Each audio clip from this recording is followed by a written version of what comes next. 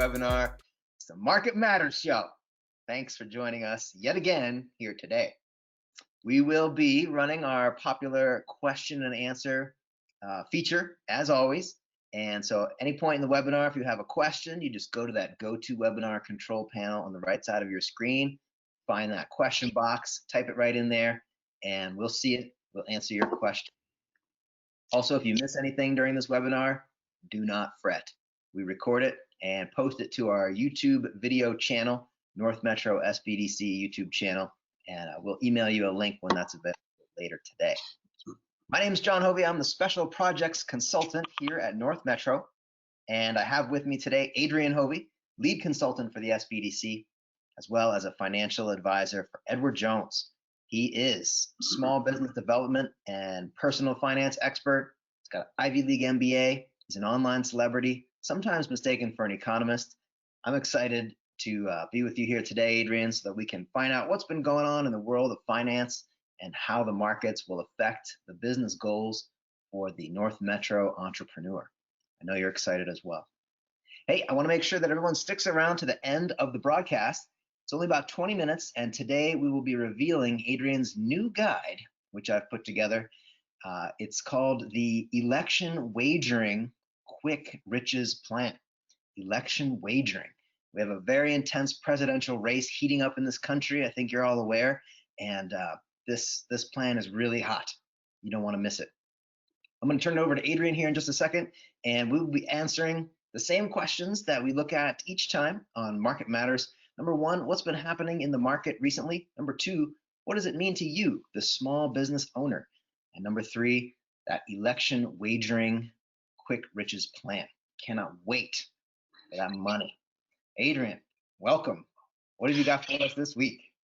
Oh, happy to be here as always, John. Thank you for that wonderful intro. One of these days, I hope to live up to all of those things. Possibly today's my day. All right. Yeah, so it's kind of an interesting time. We're about halfway through the year. So, if you work for some companies, you're in the middle of quarter planning. There's a lot going on. Expect earnings reports and things to be, interesting and different over the next, few weeks. But this week, we're kind of just doing a little bit of a check-in. We'll take a look at some numbers and things we haven't done in the past. That's kind of interesting. So I'm kind of looking forward to showing you guys just a little bit different take on what's going on. So, fantastic. New numbers. I like that. Yeah. Let me go ahead and share my screen here and light up the slides. We good to go on the slides there, John? Slide looks good. Mid-year market checkup. What is the prognosis? All right. So, just recapping last week, stocks were up, which is great. Also, not so great. We saw uptick in coronavirus cases continuing in those states like Arizona, Texas, Florida, and that sort of thing. So it did definitely put the brakes on some of those states' more aggressive plans to reopen. So, this is not a new thing. We mentioned it last week, and it's something we're going to continue to see. But the good news kind of in the middle of that was that folks are getting back to work, right? It's happening here in Denver. It's happening across the country where some businesses are finally bringing some people back. And then we'll talk about that in a couple slides. But basically, I think it's going to take a while for the economy to really, recover to where it was, obviously. But the jobs information is very positive. And, some of this recovery we see is pushing against the headwind of COVID, which is nice. So, that's great. Yeah. So this is one of those interesting things to look at that we haven't really dipped into a lot. But this chart you're looking at is a lot of numbers on it. I recognize it's a little busy, but basically what you're looking at is consumer confidence level, right? So they survey consumers and say, hey, how confident are you that the economy is in good shape? And you can see it's kind of all over the map. But the interesting thing is that when there's a lot of pessimism about the market, and in periods of peak pessimism, 1 year later, which is that square box you see, or rectangular box there, 1 year later, there's a tendency for a major positive change in the stock market indexes. So what does this really mean? Well, it's just kind of a reminder that we're up in this interesting area of the economy is kind of in depending on how you look at it, it's kind of not a great way, or it's not a great shape right now. But people are confident that the level of consumer optimism is up. So the reminder here is that when you're feeling down about the market, it has a propensity to recover or to show some gains really quickly. And if you read between the lines there, it's just a sort of a numerical reminder not to panic and not to pull your money out. Because when confidence is lowest, when the market looks the worst, that's when it's positioned best for recovery, right? And you can see that in this chart. Those really, really low dips there, tremendous recovery 1 year later. So that's just a friendly reminder. Corporate profits are going to rebound. We think they are going to rebound, right? We're already seeing some of that. And as consumer confidence is very high right now, people are ready to get back out there. They're ready to spend. And that interesting, correlation between consumer confidence and then, actual performance of the markets kind of really should be projected forward, right? So remember to look into the future and say, hey, I think while things are bad now, it is going to recover, and history has shown that. So that's just a reminder. Hey, stay in it, stay invested, stick with your plan, right? Don't pull your money out. Great. So, yeah. Okay, so here's another interesting one from an economy standpoint. So there's one of these indicators called the Purchasing Managers Index, and this is kind of an indicator of activity and what do we say, growth or stability in the manufacturing sector. And you can see in this graph, it's showing where that index is above and below 50. And we regard above 50 as kind of a, positive market conditions, positive economic conditions, and below 50 would be the negative economic conditions. So you can see highlighted in gray, there's a couple times back in the dot-com crash and back in, the housing market crisis, you'll see these huge drops in the PMI. And basically what you're looking at is, right now, the coronavirus impact was pretty significant, and a little more significant than the dot-com.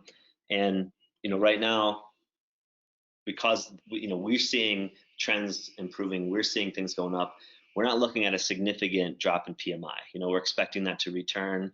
We're expecting consumer optimism to return. And when the economy reopens, it'll kind of release that pent-up demand that you kind of see bursting forth in 2001 and 2009. So we're kind of tracking this and looking at it and saying, hey, we think, by the end of the year, we'll see some of that pent-up demand really kind of get released in the manufacturing sector. So good news there. Is going to take time, but I think you can see, that it is not something that's a prolonged effect over time. Does that make sense? I think so. So bad PMI right now. Probably a little bit of time before we see that turning around. But once again, months rather than years, we're expecting a climb. Is that right? Yeah, typically correct. And it's it's something you can see when at the very worst times the PMI indicator doesn't tend to last very long. So these red arrows here, that's a non-recessionary global manufacturing contraction. So you see that's sort of a cyclical. Maybe we ordered too much or didn't order enough. Something happens in the manufacturing sector that kind of drops it below 50. But really, since 2012, it's kind of been a little, stabilizing somewhat. The peaks and valleys are a little bit less, and it's kind of remained a little more stable over time.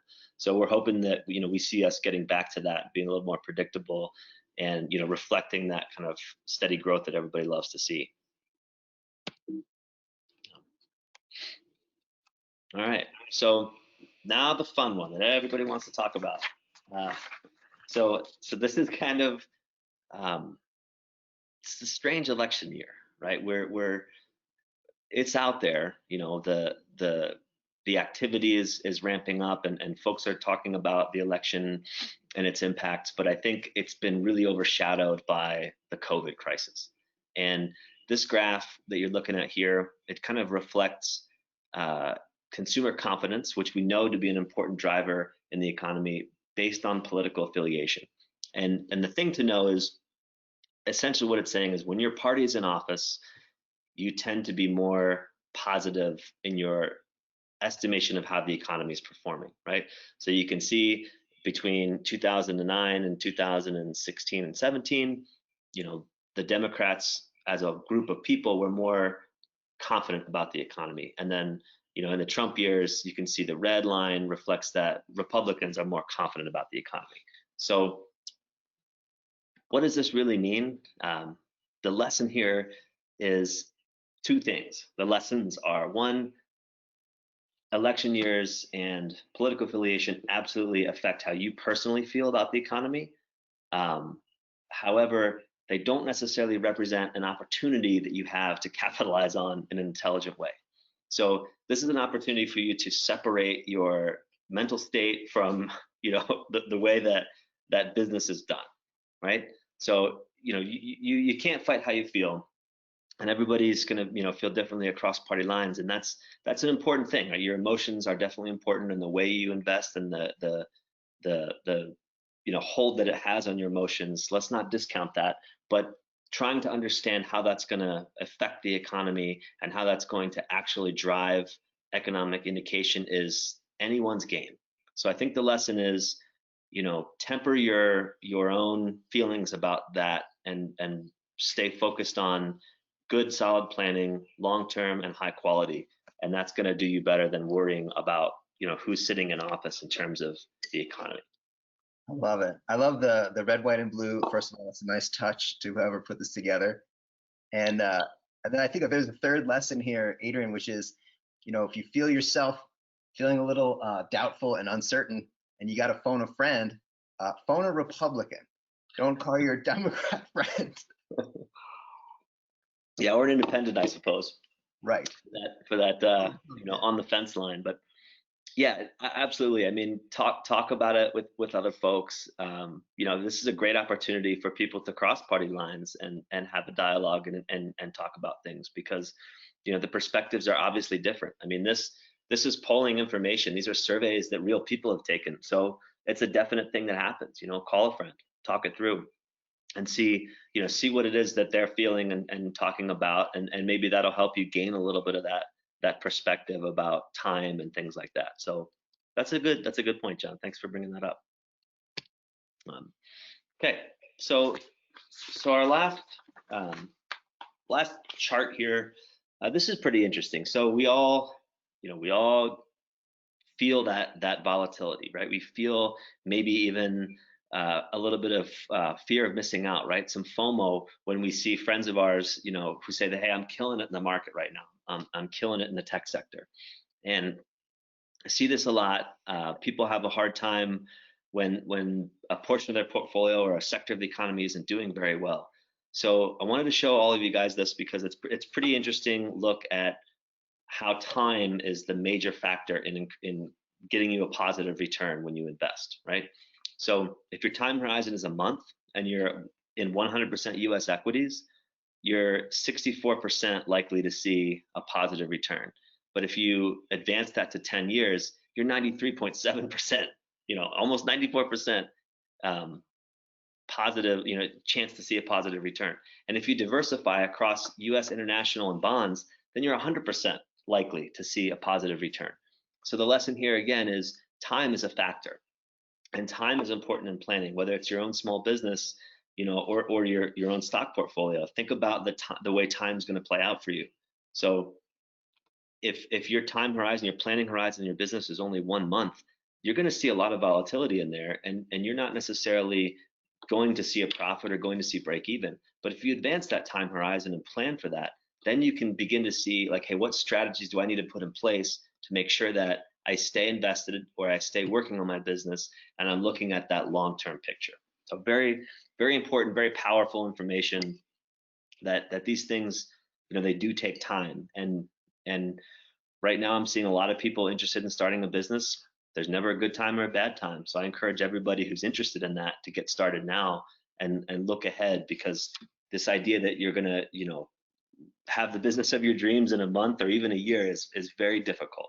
So these things take time. So if you're interested, get the planning process started now. Dip your toe in it, get involved now. And the same with your portfolio. Look at things not in a month or a year, but the appropriate time horizon for you. So anyway, I think that's an important reminder. Right on. Okay, so before we get to the questions, I did want to say, because it's kind of the quarter end here, I think everybody who's interested in a deeper dive into some of these topics and a look ahead to Q3, please contact me, send me an email. We have tomorrow our quarterly report comes out here at the firm, so I'd love to share that with you. It's usually full of really interesting information, and then it's got a look ahead, which typically has some really good to-dos for the individual investor. So I'll just put a plug in for that. Contact me offline if you're interested in that, and I'll send you a copy. That's great.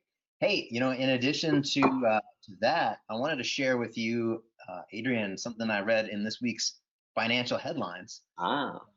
Maybe you would want to share with your audience as well. I'm an avid reader, and I'm always looking for interesting things in the market. And this week, there's just a ton of news about PPP and EIDL and government aid through the coronavirus. So let me pull up this article and see if you can give me your take on this. It says, Kanye West, billionaire and PPP loan recipient, planning new mega mansion. Days after news came that Kanye West's Yeezy shoe company had received a multi-million dollar loan. Multi-billion would be pretty good too, as part of the federal government's coronavirus stimulus package. The billionaire rapper also received approval to build a new 10-bedroom mega mansion on his Wyoming property. The report goes on. It says officials in Cody, Wyoming just signed off on the plans. It's a 52,000 square foot home on the ranch. It also says that the plans included two 10,000 square foot underground garages for some of those cars. So that's a pretty neat story. I think a lot of people are reading this in the press, and maybe it's actually causing people to feel pretty bad. What's your take on this? Yeah, I think I saw that there's a bunch of these PPP stories. I think Tom Brady's company got a loan as well. You can look at it a couple ways. I think it's sensational to say that these celebrities got it. It isn't as though somebody gave Tom Brady or Kanye West this money. Like that's not what the PPP is. And there are companies involved here that yes, these people own or manage, but we're talking about the company. We're not talking about the person. So sensational stuff aside, I think it's just it's kind of an interesting time with this PPP deal, and it's a reminder that big companies, famous companies, small companies, lots of people for lots of companies for many different reasons have applied to this thing. And we get questions at SBDC all the time. What do we do with it? What are the implications? And the most important takeaway from any of it is that if you haven't done it yet, or you don't work with a CPA, now this is the year for you to make that investment. I think we have CPAs over here at the SBDC that you can get on the phone with, get some time with, and help understand how the PPP applies to you if you got it, and what options you have if they don't, and how to best prepare from a tax standpoint, because that's what's really important. These companies, whatever reasons they went after this thing, they're going to be subject to the same rules that your company is. And I think if you're trying to navigate that alone, we've all seen it's very difficult. It's not easy to understand. And the worst thing possible for you would be to have this major tax liability at the end of the year that you could have planned for. So I think, talk to one of us over here at the SBDC, or get on the phone with your CPA. Make sure your ducks are in a row now, so that you're able to weather that potential tax hit if there is one. Yeah, that's absolutely the right advice. That's the right take. Obviously, I teed up that article on purpose, and I think this also goes back to something that you have repeatedly told me, which is focus on the things that you can control. Yeezy got a couple $1 million. Who cares? That has nothing to do with your business and the things that you need to do. So stop reading the financial headlines and get on the phone with your CPA is what you need to do. On that note, I would urge anybody who's viewing this to slide over to our Broomfield Business Continuity Forum panel today. The North Metro SBDC financial consultant and CPA Lauren Metz is presenting there. And so that's an opportunity for free that you can fire your questions to Lauren Metz and get some of that CPA advice right there on the forum. You can find out information about that on northmetrosbdc.com and also at broomfield.org. Little plug there. Great. Well, let's see if we have any questions from the viewers. Adrian, you ready to take a question this week? I was born ready. Okay. We have one question that came in. Let me pull it up. This one comes from Yadira. And Yadira asks, Dear Adrian, they always start that way. I don't know. What does the new economy have to do with the circular economy? At first glance, I don't know. I guess I'm familiar with the concept of circular economy. I'm not really sure what new economy means in this context. I think circular economy comes from the study from the Ellen MacArthur Foundation and some of those McKinsey guys a few years ago, where it was kind of a sustainability model, building businesses and economies on this kind of cyclical sustainability idea. And it's cool. It's pretty neat. It's also from a business planning standpoint, it can be distracting. So all of these things that happen in the macro economy, they kind of like they're great to read about and understand, and I absolutely encourage anybody to do that. But I think if you're looking at starting a business, I mean, you're not going to be able to tackle an entire economy, right? You're not going to be able to tackle, the all aspects of this circular economy thing. So I think, without really understanding, a lot about this particular thing and not fully understanding your question, I'm sorry. I think that there is a tendency to bite off more than you can chew sometimes when you're forming a business. And if things like sustainability, if that's an important concept to you, or if that's important to your business, then that should be part of your plan, right? And your value proposition and what you're doing when you're sitting down and deciding, hey, how am I going to help people, or what problem am I going to solve? Then devote the time there to incorporate that into the messaging, and to incorporate that into your plan, and understand that, right? And really make that value proposition clear, and then build a plan around it, instead of trying to fit your business maybe into this giant macro thing that might be happening out there. It's going to be very tough, I think, to do all those things, right? But that's not to say you can't decide that certain principles and certain values should be a part of your business. Wonderful. Well said. Well, now it's time for everybody's favorite segment. I know you're going to dig this. Adrian's new guide. Let's get to the money. This week, Adrian, your new guide is the election wagering instant business plan. And I can already see that look in your eyes that you're upset with me about this, but check it out. I think there's a huge potential here. I read a study that said, election wagering, you can bet on almost anything on the internet. And election wagering, if a person had wagered on the 2016 election at the point of the first debates, right? So if you picked the winner at that point, then you would have multiplied your money by 300 times. And I see no reason to ignore that multiplication factor there in my portfolio.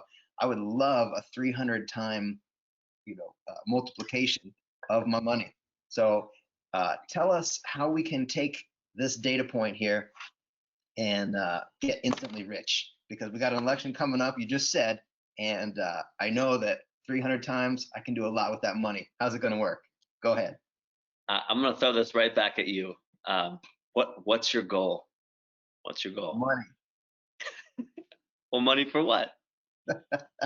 I just want to win. I want to pick the winner, and I want a lot of money. I haven't thought it through any more than that. Yeah. Well, there you go. I haven't thought it through. that means you can only lose. All right. So and I'll tell you why. I go through this all the time with clients. You know, and really clients at the SBDC and clients here at Edward Jones. I think that a powerful concept here is goals-based planning. Okay. So if your goal is to increase money, there's 1,000 ways you can do that. You want to increase money? Go walk around the park and pick up change that falls out of a guy's pocket, right? You'll find some. You spend enough time digging through the grass, you're going to find coins. But that's not really a good way to do it. So instead of saying I want to have the most money, I want to increase my net worth, or increase my wealth, we all probably want to do some of these things, right? If you're a business owner, you want to have a successful business. Awesome. But attaching a goal to it makes it meaningful, right? I'm going to take a quick segue here for a second. You've all taken part in at some point in your life, likely a job interview, right? And you've probably had the interviewer ask you some of what they call SMART questions, right? Where you're focused on the can't remember all that stands for, but it's simple, measurable, attainable, like all those things that come into a specific context. Tell me about a time when you led a team to do X, right? We've heard these questions. And the idea is that the interviewer is trying to understand what actions you took, what was the result of those actions, and was that positive or negative, right? And it's a powerful concept when you're hiring somebody. It's also a powerful concept when you invest or when you create your business. Like, what is the goal? If the goal is to have $1 million, there's probably 10,000 ways to get to $1 million, right? I know some of them, don't know all of them. Definitely gambling on the election is one of them. But you can't do much with that without understanding like what's your risk tolerance. What's the likelihood of you winning? I mean, the election, maybe it's not a bad bet because it's 50%. It's one way or the other. But the idea is that there's no goal attached to that, right? You just want to increase your money 300x. Well, then what? The point is when you set goals for yourself, then you can apply strategies and tactics to get to those goals, and that's what real planning is about, right? It's not saying, hey, we're going to take this point instance of an election and try to capitalize on it. That people do this all the time. Folks are out there gambling in Vegas and Atlantic City. That's fine. It's diverting. It's fun, but it does not a strategy equal, because if you're going to the casino, we all know the house always wins, and your best odds are 50% on an election. But I just showed you 4 slides ago that if you have a diversified portfolio, you have a 100% chance to increase, to see a positive return in 10 years. 100% chance. Like that's a different kind of planning, right? Maybe it's only 1%, but the idea is you have a 100% chance. Go for the thing that has a 100% chance. Don't go for the thing that's 50% chance. And at least understand that there's a plan there, right? And if you've got to gamble, but don't gamble with your plan. Okay. Have the bucket for you, John's play money. This is John's play money in this bucket. This is John's protected, invested, goals-based money over here. And the same for your business, right? Don't gamble with your plan. So when you set up your plan for your business, just make sure that you're looking at,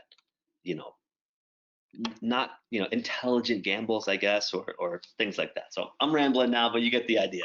God, don't gamble. I got some planning to do. Hey, wise words. Thank you, Adrian. Mm-hmm. Folks, that's all the time we have this week for Market Matters. So we're going to wrap up this show. Remember that if you want to book an appointment with Adrian or any of our consultants, you can go right to northmetrosbdc.com, a small business development center, northmetrosbdc.com. We'll send out that link with a video and Adrian's contact information as well. And please check us out. We're here for you. Any final words, Adrian? No, have a great week, everybody. All right, we'll see you next time for Market Matters. Thanks a lot, folks.